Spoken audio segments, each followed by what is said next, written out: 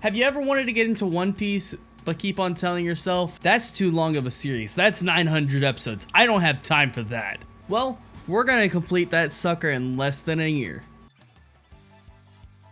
How's it going, guys? Foul Plays here, and today we're going to be discussing how to possibly get through One Piece in less than a year. Now, to many of you guys, this might be impossible, but I'm going to tell you it is possible, and this is how. It's going to be a long, grueling year. You're going to be wanting to quit so many times, but guess what? You're not, because you're going to be just ecstatic because some arcs are just amazing, so amazing. So I have personally gone and taken out all the useless fillers and all of that to kind of make it an easier experience to watch, and to hopefully make it to where people would want to watch it a little bit more, and make it to where it's only 3 episodes a day, which isn't really grueling when you get down to it. It's only an hour of your time. You could go sit down in bed, get snuggled up, and just watch your One Piece and just have a great rest of the night. If you got an hour to your day,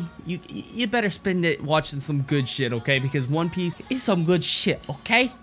Okay? Now, let's get into the whole idea of this. So it's gonna take you roughly around 45 weeks just to get caught up to this current point in time. Now, there are some areas that you can skip, but some parts I would still suggest you watch or go back and watch. Like, there's a filler arc that I do put on this list, but I don't really think you have to watch it. I mean, you could if you wanted to, but it's not really necessary. I just like the gags and the jokes in it and all of that. But majority of this list is going to be canon, so you do not have to worry about that a bit. But without further ado, let's just jump right into week 1. So with week 1, you have the anime covering Romance Dawn, Orange Town, Syrup Village, and then you begin the Baratie arc. Episode 18 really doesn't have any relevancy. It's really just an episode that's just about a random fucking character that gets stuck in a treasure chest. So I really don't think you want to sit there and watch that. Just saying. Now, going on into week 2, this is where you should really know if you really want to continue with the series, because you will be entering the Arlong Park arc, and you will hopefully be finishing the Arlong Park arc by that point. So this also covers the Baratie arc, so you're still finishing up that, but it's going to be an insane emotional roller coaster. So get your tissues in hand. You're gonna love it. Trust me, it's gonna be great. Now, week 3, you have episode 45, 48 through 53. Those are all filler. Just go ahead and skip them. They're not relevant to the story at all. Just chunk them to the side, you know. But from 44 to 61, that's going to be your start to Reverse Mountain. And at first, you might be thinking, why the fuck am I watching this Reverse Mountain arc? This sounds just irrelevant. Trust me, it comes back. Trust me. It's important. And then we head on into Whiskey Peak. Now, Whiskey Peak is a highlight point because that's when we meet characters such as Vivi, and then we get introduced to the Baroque Work Saga. So that's going to be a very important key moment, and that's one that you should be definitely paying attention. Now, moving into week 4, we're entering into the finale part of the Whiskey Peak. So you're finally meeting up and figuring out about all the shenanigans with the Baroque Works agency and how twisted it is and all of that. So it's very important that you still are continuing on with that part.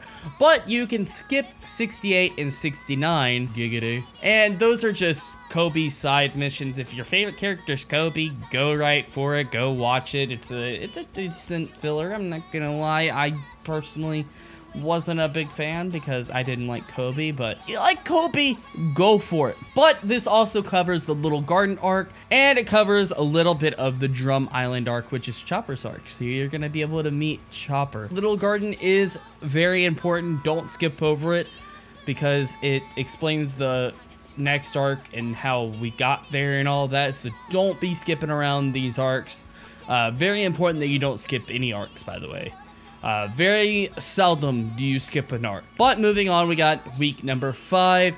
And week number 5 is going to finish up Drum Island. You're going to cry your ass off because Chopper's just He's balling. He's like, I don't want to leave Grammy. Now, moving on into week number 5, we're heading into the finishing parts of Drum Island. And then we are beginning the Alabasta arc, which is by far the best arc up to this point. You will enjoy it. It's amazing. A lot of twists and turns. Just, it's great. But you're going to have a little bit of filler episodes in between, which are 98, 99, and 101. And also 102. So, next on, we got week number 6, which is the finishing touches of Alabasta, and you will just cry, Nakama! Nakama! And, we'll all cry and we'll hold up our hands and just go, hell yeah, get that X on there. I gotta put something on there, some shit, okay? I really want to get a tattoo, okay, of the X, okay? I want to get it. It's gonna look great. I swear. I think it's on the right arm that you're supposed to get it. Oh, I want to get a tattoo of that. Oh! Now, heading into week 7, we're heading into a filler arc that you really don't have to watch. It's 133 to 143, so that whole section, that's filler. Just yeet that shit out of there. Don't worry about it. But next we got is the Jaya arc, which you get introduced to a villain named Bellamy. Amazing character. Definitely is important, and this is now we also get to enter into Skypiea and begin that arc also in week 7. Now week 8 is still in Skypiea, so it's definitely going to be a while that you're in Skypiea. It's actually going to be 3 weeks. So in week 9, you're finally going to wrap up the Skypiea saga, and personally, I say you go and watch the G8 arc. It's an amazing arc. Really good. It's only anime only. Admit, the G8 arc is probably one of my favorite arcs in all of One Piece, surprisingly. Now, heading on into week 10, we're still completing the G8 arc, but we also do begin the Water 7 saga, and that starts out with the Long Ring Long Land arc. Personally, there's a little bit of filler in there. You might want to go and check out my anime list and just see which episodes aren't canon. I will tell you guys, Long Ring Long Land is a funny arc. It's not really relevant to the story, except for like the last 2 or 3 episodes. So you really don't have to watch it until you get to those last 2 or 3 episodes. So, but if you want a good laugh, definitely check out the whole arc. It's an amazing arc, but it's irrelevant to the story, really. Now, heading on into week 11, we go and we enter into the Water 7 arc, which is by far one of my favorite arcs, mostly because of what comes after it and with the Enies Lobby. So you're definitely going to be feeling the feels for the next like 2 or 3 weeks during this whole saga. It's an amazing saga. Definitely go and check out this saga. It's amazing. I cried a lot during this, so. But you get to meet some cool characters such as the mermaid. I forgot her name. And then you get to meet Iceberg and Frankie. Frankie is amazing. I love him. He's amazing. But heading on into week 12, you wrap up the whole Water 7 saga and you begin the Enies Lobby arc. Now, the Enies Lobby arc is going to take roughly around 4 weeks to complete. But trust me, it's an amazing arc. You're not going to want to put down the remote. But you want to make sure not to watch any of the filler episodes. Those filler episodes are very, very bad. But the filler episodes are there just to add some, you know, budget costs for the amazing animation that you're going to see towards the end of the arc. So trust me, end it off in week 15, and we're going to enter into post Enies Lobby arc, which you're going to finally meet the new ship, the Thousand Sunny, and we're going to gain a crewmate as well. Now, heading on into week 16, you get introduced to the Thriller Bark arc. Now, the Thriller Bark arc, to say the least, is a very, very, how do I say it, different arc. Not going to lie, it's not one of my favorite arcs, but there's a lot of badass moments that happen in the arc, such as you get to meet the wonderful, amazing Brooke. And you also get this moment as well.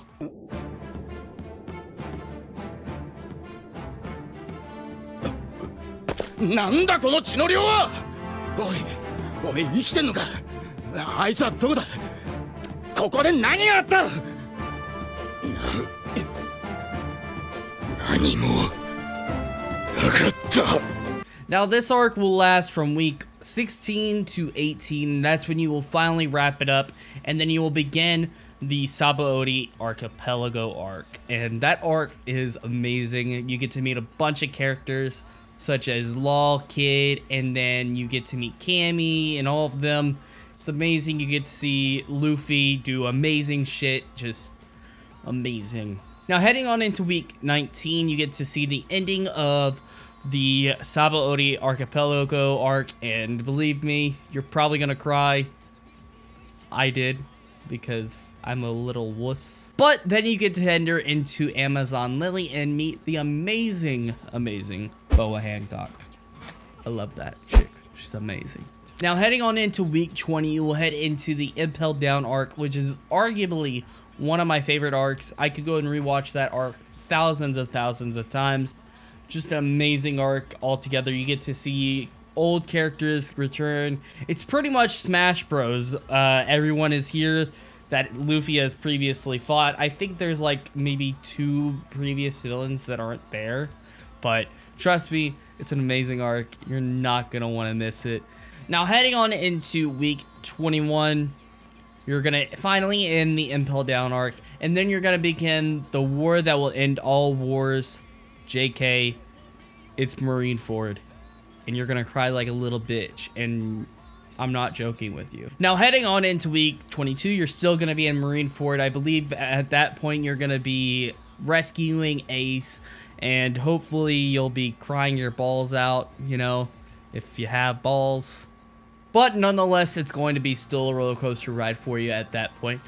Now heading on into week 23, you're going to be entering into the dark part of MarineFord. Not really, I wouldn't say dark part. I would say it's more of the saddening part of MarineFord, where you just begin to cry all the time and you just have emotional breakdown like Luffy did. And you begin the post-war, which will even make you cry even more. Because, you know, this... Takami.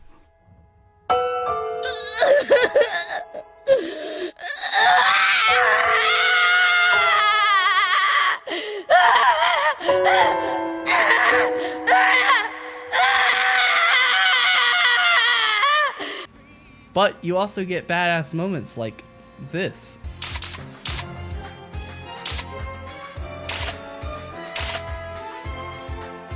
So heading on into week 23, you're going to be continuing the post-war arc. And you know, they just wanted to make you feel even more by providing this amazing backstory to the 3 brothers. And then finally, we enter into...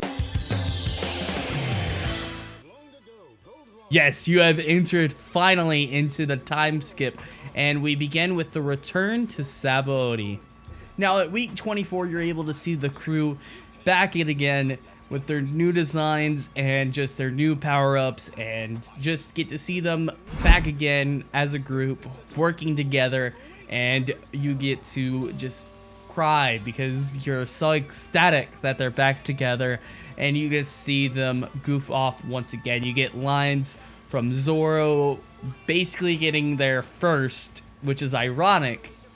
You just gotta see that to believe it. So it's amazing. Trust me, you're going to enjoy this week.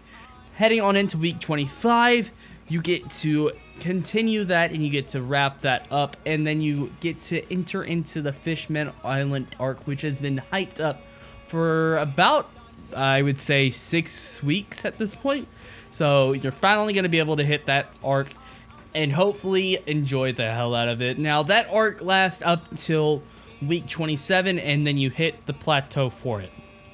Now at week 28, you're finally into the Punk Hazard arc. Now the Punk Hazard arc is a small miniature arc in the New World.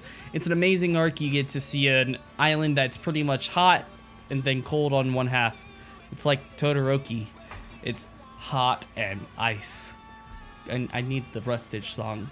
Now this is where the whole New World saga starts to begin. You get to see the whole story arcs from all the way to this point start to begin. You get to see characters such as Lol return, and then you get to introduce to characters like Momonosuke, Kinemon, all of those characters. And that arc lasts up until week 30 when you begin the DressRosa arc. Now the DressRosa arc, oh my god, that's a fucking story. Oh my gosh, you guys will like love this arc. This arc is an amazing arc.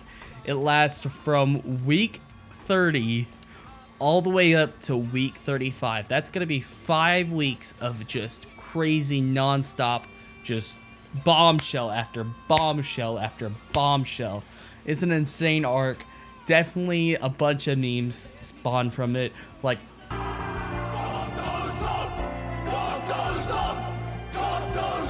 God Usopp. I love that dude. I love him. God Usopp is our Lord and Savior.